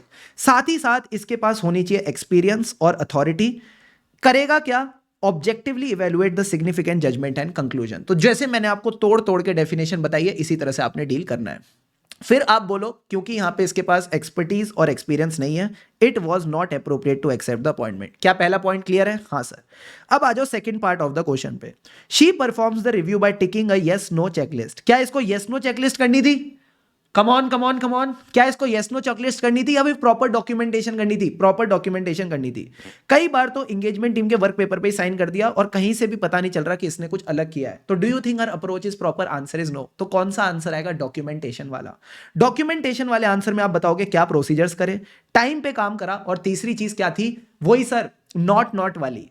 नॉट वाली मतलब not aware of any unresolved matter to believe that the significant judgements and conclusions are not appropriate, मतलब वो अप्रोप्रिएट है। कुछ नहीं कर रखा, फैक्ट्स ऑफ द केस दे रखे, और आखिरी में बस बोलना है her approach is not proper. तो इतने बड़े बड़े आंसर देख के डर मत जाया करो, एकदम फ्लो में चला करो, मजा आ जाता है। ठीक है, एक क्वेश्चन और करा दो sir, just give me a moment. आ जाओ मेरे साथ, एक और क्वेश्चन करते हैं। क्वेश्चन 11 May 24 एग्जाम्स का है, फ्रेश क्वेश्चन। यहां पे सर क्या हुआ? यहां पे सिंपल सी बात है, पहला क्वेश्चन तो यही है, डायरेक्ट क्वेश्चन। क्या क्या एस्पेक्ट्स EQCR देखेगा? तो हमको ऑलरेडी ढेर सारे पॉइंट्स आते हैं। आ जाओ देखो। सबसे पहले कहता है एज पर ऐसे 220 SQC1 दोनों लिख देना to be on the safer side. जब भी आप लिस्टेड एंटिटी का EQCR करोगे तो आपको क्या क्या एस्पेक्ट्स देखने थे? अब सर इन्होंने सिर्फ 3 एस्पेक्ट्स लिखे हैं। देखो हमने क्या ये चीज कर रखी है, इंडिपेंडेंस, कंसल्टेशन और documentation of significant judgement and conclusion कर रखे हैं सर। बट सर हमको तो ज्यादा आते हैं, आपको ज्यादा आते हैं, आप ज्यादा लिखो, कोई दिक्कत की बात नहीं है, ICI नंबर नहीं काटेगा। ठीक है, तो हमको इससे घबराना नहीं है कि अपने सजेस्टेड आंसर में क्या डालेंगे। हम अच्छे से पढ़ के आए, हम शुभम सर से पढ़ के आए, हम 6 से 7 पॉइंट लिख सकते हैं, 5 से 6 पॉइंट लिख सकते हैं। ठीक है सर, 6 से 7 ज्यादा हो गया, 5 से 6 पॉइंट लिख सकते हैं। उसके बाद ये कहता है कि यहां पे सर क्या हो गया, जो हमारा CA गिरी है, सर CA गिरी कौन है? EQCR। CA गिरी और सीनियर पार्टनर के बीच में हो गई प्रॉब्लम। ये कहता है upon the completion of review CA Giri ने कुछ इश्यूज आइडेंटिफाई करे। ये जो व्यूज थे they were not accepted by the engagement partner. तो बताओ इन डिफरेंसेस को कैसे रिजॉल्व करेंगे? मैंने कहा कुछ नहीं करना, आपने फॉलो करनी है फर्म के प्रोसीजर। फर्म के प्रोसीजर का मतलब है आप कर सकते हो consultation, sir consultation with the another practitioner, another firm और अ प्रोफेशनल और रेगुलेटरी बॉडी। तो जो मैंने आपको ये 5 क्वेश्चंस में बांट के दिया ना, इसके बाहर EQCR का कुछ भी नहीं आएगा। इसी में से नोट्स में से सारी की सारी चीजें आपकी बन जाएंगी। ठीक है, मैं देखता हूं एक और क्वेश्चन मिल गया। सबसे पहले अपने ऐसे 220 में आओ, ऐसे 220 में आ गए। इसके आ जाओ क्वेश्चन नंबर 2। क्वेश्चन नंबर 2 पे आओ, बहुत इंपॉर्टेंट क्वेश्चन है। स्टडी मटेरियल MTP अक्टूबर 19, RTP May 19। ये क्या कहता है? During the audit of FMP limited which is a listed company, engagement partner ने अपने रिव्यूज कंप्लीट कर लिए। ठीक है सर, इसने ऑल्सो इंश्योर कर लिया इंडिपेंडेंस रिक्वायरमेंट के साथ। जो एंगेजमेंट फाइल थी इसको रिव्यू कर लिया EQCR ने, एक्सेप्ट इंडिपेंडेंस। मुझे बताओ, इंडिपेंडेंस तो सबसे पहले रिव्यू करनी थी, सबसे मोटी चीज ही इंडिपेंडेंस थी। एंगेजमेंट पार्टनर का यह मानना है कि जो इंडिपेंडेंस है वो उसकी रिस्पॉन्सिबिलिटी है, EQCR की रिस्पॉन्सिबिलिटी नहीं है। EQCR ने इसके ऊपर उंगली उठाई और बोला मैं साइन नहीं करूंगा। तो मुझे बताओ क्या सही है एज पर SA 220। तो सर ऐसे केस में आपके मन में दो सवाल आ सकते हैं कि हम आंसर को कैसे लिखें। क्या हमें EQCR के एस्पेक्ट्स लिखने जब हम बात करेंगे, इंडिपेंडेंस की, सिग्निफिकेंट रिस्क, जजमेंट, उसके बाद miss statement, communication with management, TCWG, या फिर यहां पे हमें इंडिपेंडेंस की पॉलिसी के बारे में लिखना है। दोस्त आपको इंडिपेंडेंस की पॉलिसी के बारे में लिखना है। ये कंफ्यूजन आ सकती है, इसलिए मैं इस चीज को एड्रेस कर रहा हूं। आपने यहां पे इंडिपेंडेंस की पॉलिसी पे फोकस करके चलना है। तो आपने कुछ नहीं करना, सीधा SA 220 लिखो। यहां पे लिखा ही था SA 220, तो मुश्किल नहीं है आइडेंटिफाई करना कि SA 220 आएगा। आप इंडिपेंडेंस की पॉलिसी के बारे में लिखो, यानी identify and evaluate the circumstances and relationship which create threat, breaches which create threat, फिर एक्शन लो to put the safeguard to eliminate the threat, reduce the threat. अगर दोनों चीजें नहीं हो रही तो चुपचाप पतली गली से निकल जाओ, यानी विड्रॉ फ्रॉम द एंगेजमेंट। क्या ये पॉइंट क्लियर है? हाँ सर। एंगेजमेंट पार्टनर रिस्पॉन्सिबिलिटी लेगा कि जो भी रिव्यू है प्रॉपर्ली हो रहे हैं, और जो एंगेजमेंट पार्टनर ने कहा कि इंडिपेंडेंस की चीज EQCR नहीं देखेगा, engagement partner is not right. Clear है पॉइंट? क्लियर है सर। एक क्वेश्चन और है हमारे पास, क्वेश्चन नंबर 4, बच्चे फोकस करना। MTP May 24 और March 19, ये क्वेश्चन भी एग्जाम में आ सकता है। OP and associate statutory auditor of BB limited. Yes people, BB limited is a listed company. अब सर यहां पे क्या हुआ, ऑडिट रिपोर्ट की साइनिंग हुई 15 मई को, EQCR कंप्लीट हुआ 18 मई को। क्या EQCR ऑडिट रिपोर्ट के बाद होना चाहिए या उससे पहले? Sir it should be done before the signing off the report. तो यहां पे सर क्या आएगा, वही 3 पॉइंट्स आएंगे। कौन से वाले? अरे कौन से वाले? कहां ये चीज थी कि EQCR टाइम से कंप्लीट हो जाना चाहिए? सर वो जो एंगेजमेंट पार्टनर की रिस्पॉन्सिबिलिटी थी, एंगेजमेंट पार्टनर की रिस्पॉन्सिबिलिटी थी, अगर मैं यहां से दिखाऊं आपको, ये रहा कि एंगेजमेंट पार्टनर की रिस्पॉन्सिबिलिटी है for listed entity and other की EQCR को लाएंगे, सिग्निफिकेंट मैटर्स डिस्कस करेंगे, नॉर्मल नहीं, and don't date the report until the completion of EQCR। तो यही पॉइंट आपके क्लास नोट्स में भी है, यही पॉइंट आपके नोट्स में भी है, और यही चीज पे क्वेश्चन बैंक में भी आंसर देना है। तो तीनों बातें लिखना। अब सर यहां पे ऐसे 700 कैसे आ गया समझो। ये कहता है 700 talks about the opinion, the audit report. Question dating of the report पे है, हाँ सर, तो 700 तो आएगा ही। 700 कहता है आप अपनी ऑडिट रिपोर्ट को डेट नहीं करोगे जब तक सफिशिएंट एंड एप्रोप्रिएट एविडेंस नहीं मिल जाता। ठीक है सर। और EQCR ही हेल्प करता है टू डिटरमाइन क्या आपको सफिशिएंट एंड एप्रोप्रिएट एविडेंस मिला या नहीं। तो यही बात आपने लिखनी है, ऐसे 700 requires the audit report to be dated not before you have obtained sufficient and appropriate evidence. And जब हम करते हैं EQCR, तो कहीं ना कहीं conducting the EQCR in a timely manner allows the significant matters to be resolved on or before the date of audit report and helps in determining कि आपको sufficient and appropriate evidence मिला या नहीं। So signing of the report before the EQCR is not right, ये सही नहीं है। ठीक है, तो आखिरी में बस ये 700 का रेफरेंस इतना ध्यान रखना, जब तक एविडेंस नहीं मिलता ऑडिट रिपोर्ट को साइन नहीं करेंगे। कौन हेल्प करता है ये जानने में कि एविडेंस मिला या नहीं? EQCR। तो इसकी रेलिवेंस को कम नहीं समझेंगे। ठीक है, तो मुझे लगता है EQCR के सारे क्वेश्चंस हो गए। अब सर क्योंकि EQCR का काम कंप्लीट हो गया, अब आ जाओ आगे चलते हैं एंगेजमेंट डॉक्यूमेंटेशन पे। मैंने कहा सारे के सारे लोग जो भी फर्म के होते हैं, एंगेजमेंट टीम के होते हैं, अपना काम करके चलते हैं। Manager, assistant manager, executive, article 1, article 2, article 3, सबने अपनी डॉक्यूमेंटेशन बना ली। अब हमें इस डॉक्यूमेंटेशन को इकट्ठा करना है, जिसको बोलते हैं असेंबली ऑफ फाइल। तो as per SQC1 this should be done on a timely basis. और अगर मैं सिर्फ और सिर्फ ऑडिट की बात करूं तो इसके लिए टाइम दे रखा है 60 days from the date of audit report. मतलब sir review, other assurance engagements, related service, इन एंगेजमेंट के लिए कोई भी टाइम लिमिट नहीं है, सिर्फ और सिर्फ ऑडिट के लिए 60 डेज की टाइम लिमिट दे रखी है। अब सर जो आपने असेंबल करा है इसको डिलीट कब कर सकते हैं? 7 साल तक आपने इसका साथ देना है। 7 साल तक आपने इसका साथ देना है, यानी you need to retain it for 7 years from the date of audit report और group audit report if later. Clear है पॉइंट? अब सर ये किसकी डॉक्यूमेंटेशन होगी? Engagement documentation will be the property of the firm, क्योंकि उसने उस पर काम किया है। बट अगर आपका क्लाइंट कहता है यार मेरे को तेरी डेप्रिसिएशन की वर्किंग बड़ी अच्छी लग रही है, मुझे तेरी FD की इंटरेस्ट की वर्किंग बड़ी अच्छी लग रही है, मेरे को देना, तो अगर फर्म चाहे तो उसको दे सकती है। यानी फर्म में at its discretion make the portions और extractions available to the client. But याद रहे कहीं ऐसा ना हो क्लाइंट आपको बोले तूने तो अपना काम तमीज से किया ही नहीं, तेरी तो इंडिपेंडेंसी खराब है। तो it should not undermine 2 things, validity of work performed और the independence in case of assurance engagement. तो अगर आप चाहो अपनी मर्जी से क्लाइंट को थोड़े पोर्शंस और एक्सट्रैक्ट दे दो, कोई दिक्कत की बात नहीं है, बट इससे उंगली नहीं उठनी चाहिए आपके काम पे, यानी undermine the validity of work, और neither it should undermine your independence, ये भी चीज नहीं होनी चाहिए। क्लियर है पॉइंट, क्लियर है सर। अब ये कहता है जो भी डॉक्यूमेंटेशन है इलेक्ट्रॉनिक और फिजिकल फॉर्म में हो सकती है, और मैं बताऊं ना इस पे क्वेश्चन आया था, इस पे कहीं ना कहीं क्वेश्चन आया था एमटीपी में 24 में, तो इसको ध्यान से समझना। ये कहता है एज पर एसक्यूसी 1 आपकी पॉलिसीज एंड प्रोसीजर होने चाहिए कि जो भी डॉक्यूमेंटेशन हो उसमें कॉन्फिडेंशियलिटी हो, सेफ कस्टडी हो, इंटीग्रिटी हो, एक्सेसिबिलिटी हो और रिट्रीवेबिलिटी हो। यानी आपको डॉक्यूमेंटेशन कौन सी जगह रखना है, सारे बच्चे बोलो, डॉक्यूमेंटेशन को कौन सी जगह रखना है, कौन सी मतलब con for confidentiality, S for safe custody, I for integrity, यानी कोई छेड़छाड़ ना हो, बट ऐसी जगह रखना जहां आप इसको एक्सेस भी कर सकते हो, यानी फाइल को ओपन कर सकते हो, प्लस फाइल को डाउनलोड भी कर सकते हो, यानी रिट्रीव भी कर सकते हो। तो कौन सी मतलब confidentiality, safe custody, integrity, accessibility and retrievability. ठीक है सर। अब ये कह सकता है जो भी डॉक्यूमेंटेशन है दो फॉर्म्स में हो सकती है, पेपर और इलेक्ट्रॉनिक फॉर्म में हो सकती है, देन इट्स इंटीग्रिटी, एक्सेसिबिलिटी और रिट्रीवेबिलिटी में बी कॉम्प्रोमाइज्ड। सर कैसे कॉम्प्रोमाइज हो सकती है? इसमें कोई छेड़खानी कर सकता है, कोई एडिशन कर सकता है, कोई डिलीशन कर सकता है, कोई एडिशन कर सकता है, कोई डिलीशन कर सकता है। मैं एक बात बताऊं, पेपर फॉर्म में अगर कोई एडिशंस और डिलीशंस करेगा ना पता नहीं चलेगा, बट अगर इलेक्ट्रॉनिक फॉर्म में कोई भी एडिशन और डिलीशन करता है तो उसका नाम भी आता है, उसकी डेट भी आती है, टाइम भी आता है। तो हम क्या करते हैं ना, प्रैक्टिकल रीजंस के लिए पेपर फॉर्म को इलेक्ट्रॉनिकली स्कैन कर लेते हैं। पेपर फॉर्म में भी इलेक्ट्रॉनिकली स्कैन। अब इसके प्रोसीजर क्या होते हैं सर? बड़ा सिंपल है, you need to scan the entire content. साथ ही साथ जब स्कैन कर लिया तो इसको एंगेजमेंट फाइल का पार्ट बना लो, और दो चीजें कर लेना, जैसे नोट्स में आप बनाते हो ना इंडेक्स, यस सर, इंडेक्स बना देना और साइन ऑफ कर देना कि काम कंप्लीट हो गया। अब जरूरत पड़ी तो आप इसको क्या करोगे, एक्सेस करके, रिट्रीव करके डाउनलोड वगैरह कर सकते हो, यानी the enabled scan copies to be retrieved, आप इसको डाउनलोड करके प्रिंट वगैरह ले सकते हो। ठीक है, तो ये तीन पॉइंट्स आप ध्यान रखोगे। सर इलेक्ट्रॉनिकली स्कैन के प्रोसीजर क्या है? स्कैन द इंटायर कंटेंट, कुछ भी छोड़ना नहीं है, स्कैन करके एंगेजमेंट फाइल का पार्ट बना दो, इंडेक्सिंग कर दो, साइन ऑफ कर दो, और जो कॉपी स्कैन हो गई जरूरत पड़ी तो इसको रिट्रीव करके इसका प्रिंट ले सकते हैं।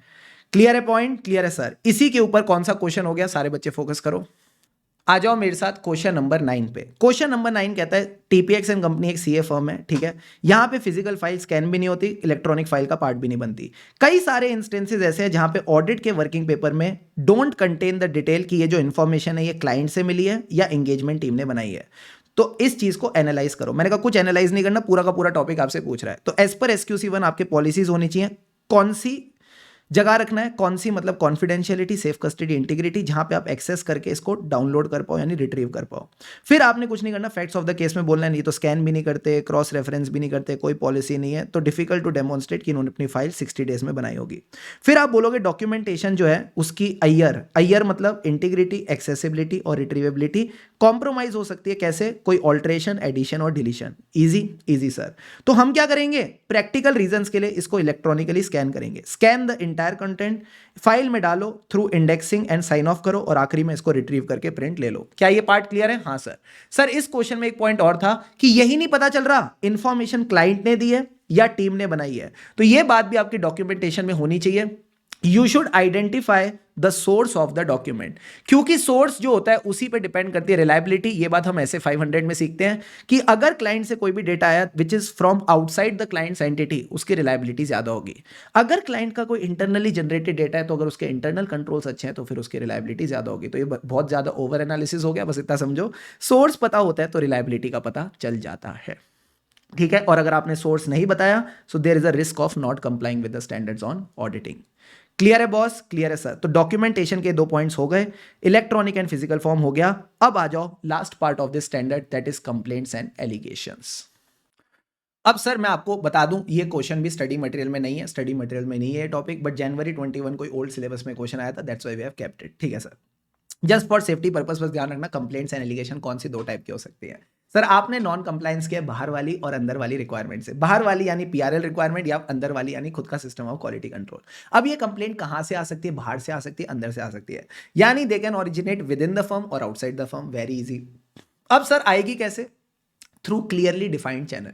थ्रू क्लियरली डिफाइंड चैनल यानी आपने ईमेल वगैरह दे रखी है, आएगी तो इसको इग्नोर मत करना, इन्वेस्टिगेट करना। इन्वेस्टिगेट कौन करेगा? कोई सीनियर पार्टनर जिसका एंगेजमेंट से कोई लेना देना नहीं है। ठीक है सर, और आखिरी में आप इस पे एक्शन लोगे। एक्शन यानी या तो आपका सिस्टम खराब है, या तो आप ही का खुद का सिस्टम खराब है, तो सिस्टम की डेफिशिएंसीज को खत्म करो, या फिर सिस्टम ठीक है बंदा बदमाश है तो बंदे के खिलाफ एक्शन लेंगे। So you can take investigation can indicate कि there are deficiencies in the policies and procedure, तो उसके खिलाफ एक्शन लो, या फिर there is a non compliance of the system of quality control by the individual, तो उसके खिलाफ एक्शन लेंगे। तो ये आपने एक बेसिक सी बात बस समझ के चलनी है। अब आता है मेन टॉपिक। अब आता है मेन टॉपिक जो आईसीआई ने अभी नवंबर 24 एग्जाम में भी पूछा था, that is monitoring. Sir monitoring के केसेस में क्या करना है, सबसे पहले इसका पर्पस समझो। पर्पस यानी हमें देखना है कि जो क्वालिटी कंट्रोल सिस्टम बना रखा है ना, ये प्रॉपर्ली डिजाइंड और इंप्लीमेंटेड है कि नहीं, ठीक है सर। और अगर मान लो कोई नया स्टैंडर्ड ऑन ऑडिटिंग आता है, जैसे अभी ऐसे 800 सीरीज अमेंड हो गई, तो उस अमेंडमेंट को क्या आपने अपनी पॉलिसीज में इनकॉर्पोरेट किया, यानी whether the new developments in the PRL requirement reflected in the policies and procedure, ये अपडेट भी होता है। दो चीजें हो गई, पर्पस कि ये ठीक से बना है, यानी it is properly designed and implemented, and it is properly updated also with new development. अब सवाल आता है ये करेगा कौन, ये काम करेगा कौन, तो मैंने कहा ये रिस्पॉन्सिबिलिटी किसी बड़े बंदे को देनी पड़ेगी, पार्टनर और other person in the firm, जिसके पास एक्सपीरियंस और अथॉरिटी है, ठीक है सर। अब सवाल आता है पता कैसे चलेगा, दिक्कत है through the complaints and allegation. जब आप कंप्लेंट्स एंड एलिगेशन से डील कर रहे हो अगेंस्ट द फर्म और employees for non compliance with PRL requirement, तो आपको पता चलेगा दिक्कत है। अब सर ये कंप्लेंट दो लोगों के अगेंस्ट हो सकती है, या तो सिस्टम खराब है या बंदा बदमाश है, या तो सिस्टम खराब है या बंदा बदमाश है, यानी you need to take action. Take action against the person who did not comply with the policy and procedure, या फिर take action against the system when there are deficiencies in the system. तो एकदम flow में चलना, मजा आ जाएगा। Last time एक बार go through करा रहा हूं, फोकस करो। सबसे पहले मॉनिटरिंग में क्या करते हैं, पर्पस है मॉनिटर करना कि जो सिस्टम है प्रॉपर्ली डिजाइंड और इंप्लीमेंटेड है कि नहीं, प्लस ये प्रॉपर्ली अपडेटेड है with the new development. Basic चीज हो गई। हाँ सर, कौन करेगा, पार्टनर और अदर पर्सन जिसके पास एक्सपीरियंस अथॉरिटी है, क्योंकि आर्टिकल की तो कोई सुनेगा नहीं, आर्टिकल तो छोटा बच्चा है। करेगा कैसे, कंप्लेंट्स एंड एलिगेशंस को ध्यान में रखते हुए, जब भी कोई नॉन कंप्लायंस दिखती है विद द पीआरएल रिक्वायरमेंट। कैसे करेगा, मतलब जब भी कंप्लेंट आएगी तो आप लोगे एक्शन। एक्शन या तो बंदे के अगेंस्ट या सिस्टम के अगेंस्ट। बंदा जिसने कंप्लाई नहीं किया, सिस्टम जिसके अंदर डेफिशिएंसी है। और बताओ सर, और बताओ सर, मैंने कहा सारी चीजें हो गई। आखिरी के दो छोटे छोटे टॉपिक, इनको गो थ्रू कर लेना। डॉक्यूमेंटेशन में क्या क्या आएगा, तीन टॉपिक लगातार, यानी एथिकल रिक्वायरमेंट। इसी के अंदर हमने पढ़ा था इंडिपेंडेंस के बारे में, इसके नीचे था एक्सेप्टेंस एंड कंटिन्यूएंस। इन चीजों को लेकर आपने डॉक्यूमेंटेशन करनी है। साथ ही साथ आखिरी में consultation on the difficult matters.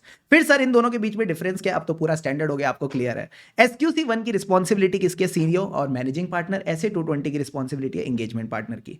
SQC1 सारी सर्विसेज पे लगता है, audit, review of the historical financial information, other assurance और रिलेटेड सर्विस, सब पे लगता है, ठीक है सर। ये सिर्फ ऑडिट पे लगता है, ये पूरी फर्म पे लगता है, ये सिर्फ ऑडिट एंगेजमेंट पे लगता है। ये एक रीजनेबल अश्योरेंस देता है कि जो फर्म है इसने कंप्लाई किया विद द पीआरएल रिक्वायरमेंट और एप्रोप्रिएट रिपोर्ट है।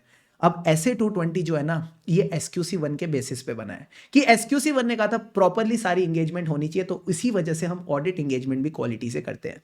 तो ये कह रहा है it is on the basis of SQC1 कि SQC1 जरूरी है SA220 के लिए, ताकि जो फर्म का overall system of quality control है उसको ध्यान में रखते हुए हम ऑडिट एंगेजमेंट में भी क्वालिटी ले आए। तो ये वाला जो पार्ट है इसको एक बार बस रीड करके चलना। एंड लास्ट पे आज का सुविचार, जैसे ऑडिटर अपने काम में क्वालिटी मेंटेन करता है, आप भी अपनी स्टडीज में प्रॉपर क्वालिटी मेंटेन करके चलेंगे, ठीक है। तो जितनी मैंने आपको चीजें पढ़ाई, हर चीज का रट्टा लगाने मत बैठ जाना, हर चीज का रट्टा लगाने मत बैठ जाना। कुछ इंपॉर्टेंट टॉपिक्स हैं, इनको आपने एकदम अच्छे से कवर करना है। सर कौन कौन से टॉपिक है जिनमें हम बिल्कुल कोई कमी नहीं छोड़ सकते। फॉर एग्जाम्पल लीडरशिप रिस्पॉन्सिबिलिटी, इसकी आपको इस वाले पार्ट की अच्छी अंडरस्टैंडिंग होनी चाहिए। ऑडिट वाला पार्ट आपको थोड़ा टिप्स पे होना चाहिए, ठीक है सर। इसके अलावा जो considerations of upholding the quality of the firm, इस पे क्वेश्चन भी मैंने आपको कराया, तो ये चारों पॉइंट्स क्लियर होने चाहिए, ठीक है सर। इंडिपेंडेंस की policy very important from exam point of view. Acceptance and continuance सेकी वाले पॉइंट्स आने चाहिए। इंटीग्रिटी के 5 पॉइंट्स आने चाहिए। इवन ये जो मैटर्स है, नया टॉपिक है स्टडी मटेरियल में, this you should be aware. Withdrawal पे क्वेश्चन आ चुका है, ये भी आना चाहिए। HR को रीड करके चलना, ह्यूमन रिसोर्स को। इंगेजमेंट परफॉर्मेंस में जो कंसिस्टेंसी वाला पॉइंट मैंने कराया है, फ्लो के साथ की ब्रीफ करना है, compliance with the standard, supervision, review and documentation, इसको अच्छे से कर लेना। बाकी चीजें एक बार रीड कर लेना, ठीक है सर। अपार्ट फ्रॉम दिस, अगर मैं बात करूं EQCR की, तो EQCR में तो जो मैंने आपको 6 क्वेश्चन छोटे छोटे बनवा के दिए हैं, इनको आप कोई कमी नहीं छोड़ सकते। Very very important from exam point of view, ठीक है सर। डॉक्यूमेंटेशन में मुझे ऐसा लगता है इस पे क्वेश्चन आ सकता है, electronic and physical form of documentation, recent MTP का क्वेश्चन है, इसको इग्नोर मत करना, ठीक है सर। कंप्लेंट्स एंड एलिगेशन बस रीड कर लेना। मॉनिटरिंग क्योंकि नवंबर 24 में आ गया, इसको गो थ्रू कर लेना। That's all that you need to do. Thank you so much everyone for attending this revision. मेरी पूरी कोशिश थी कि सारे के सारे टॉपिक्स आपको कंफर्ट आ जाए, अच्छे से सारे टॉपिक्स समझ जाए। जहां लर्निंग की जरूरत है वहां मैं आपको लिंकिंग करके भी दे दूं, कैसे आप इन चीज़ों को प्रॉपर्ली इजीली लर्न कर सकते हो। बट मैं बताऊं ना, ultimately the game is yours. Ultimately the game is yours. अगर आप पूरी शिद्दत से मेहनत से पढ़ते हो तो डेफिनेटली अच्छे रिजल्ट्स मिलेंगे, ठीक है। तो यहाँ मैंने आपको अराउंड 1 आवर में पूरा का पूरा SQC1 रिवाइज करा दिया। मेरी आपसे बस एक रिक्वेस्ट है, अगर आप सेल्फ भी इसको पढ़ रहे हो तो कोशिश करो 2 से ढाई से 3 घंटे में पहली बार भी अगर आप इसको रिवाइज कर लेते हो, I will be very very happy, ठीक है। So thank you so much everyone for attending this revision. अभी तक अगर वीडियो को लाइक नहीं किया तो डू लाइक इट, कमेंट करके जरूर बताना कैसी लगी है रिवीजन और कौन कौन से टॉपिक्स की आपको रिवीजन चाहिए वो भी बताते हुए जाना। And yes, stay subscribe to the channel for more such videos. खुशी से पढ़ेंगे तभी आगे बढ़ेंगे। Keep going.